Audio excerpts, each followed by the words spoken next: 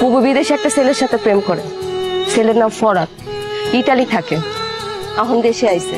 বুবু আপনারে কি ভালোবাসে, আপনার থেকে আরো অনেক ভালোবাসে ওই ছেলেরে। আপনার সাথে ফোনে কি কথা বলে বুবু? বুবু তো সারা রাত 24 ঘন্টা ওই ছেলের সাথে কথা বলে, হোয়াটসঅ্যাপ, ইমোতে।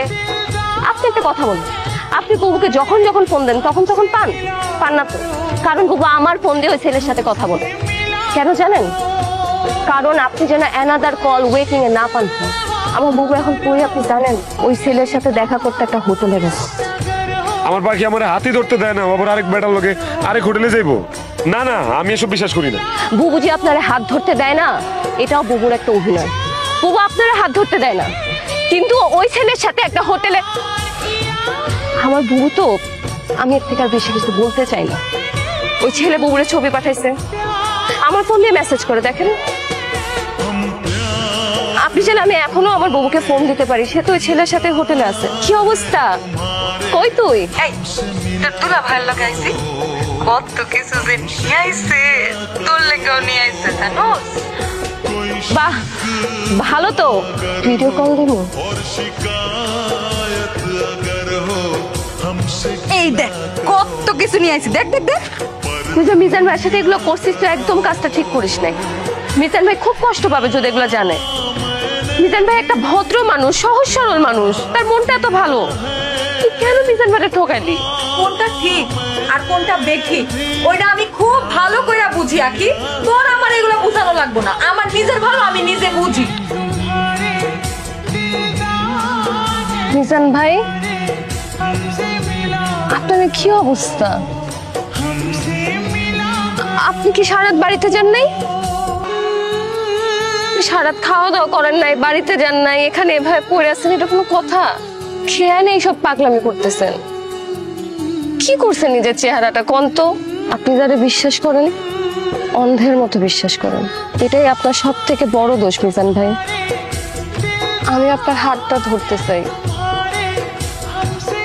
সারাটা জীবন আপনার পাশে থাকতে চাই। আগে তুই কি পাগল হয়ে গেছোস? কি যাতা কথা কইতেছোস? তোরে আমি বইনের নজরে দেখি। মিজান ভাই, তুই যা কইতেছোস সেটা আমার পক্ষে সম্ভব না। আমি আপনার বিয়া করতে চাই। তুমি এইখানে বসে আছো? হ্যাঁ, আমি যে তোমারে পাগলের মতো খুঁজতাছি সেই দিকে তোমার কোনো খেয়াল আছে? গতকাল রাত থেকে আমি তোমারে কতবার ফোন দিছি, তুমি দেখো তো, একটাবারও তুমি আমার ফোন ধরো নাই। তুমি কি মনে করছো তুমি এরকম লুকায় থাকবার আমি তোমারে খুঁজে বাইর করতে পারবো না? তুমি আসলে আমার কোনো খোঁজ খবরই রাখো না। এখন আর আমি কি করতেছি, কই আছি, তোমার জানার কোনো ইচ্ছাই নাই।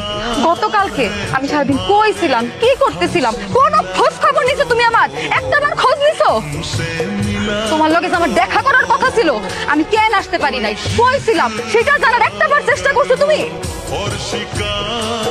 আমার তো সর্বনাশ হয়ে গেছে রে, আমার তো সবকিছু শেষ হয়ে গেছে, সব ধ্বংস হয়ে গেছে, আমার আগে সব শেষ হয়ে গেছে, সব ধ্বংস হয়ে গেছে। তুই কি কয়? কি হয়েছে গো? পড়াত আছে না, পড়াত ও তো বিবাহিত আঁকি, ওর দুটা বাচ্চাও আছে, ওর বউ আর ওর মধ্যে মিলমিশ হয়ে গেছে। এখন দুইজনে আমারে বন্দিয়া খালি গালাজ করছে।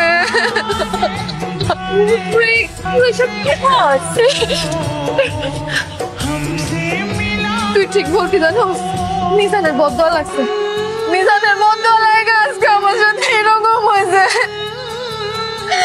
আমি কি করব? মিজান তো আমার ফোন ধরতেছে না। তুই কি মিজানের ফোন দে না, দে না। বুবু, আমি মিজানের ফোন দিতে পারবো না। আরে তোর বোন বিপদে পড়ছে, তুই তোর বোনের পাশে থাকবি না? হ্যাঁ, মিলমিশ করাই দিবি না? বুবু, আমি আমার মিজানের ফোন দিতে পারবো না। হ্যাঁ, কি করলি তুই?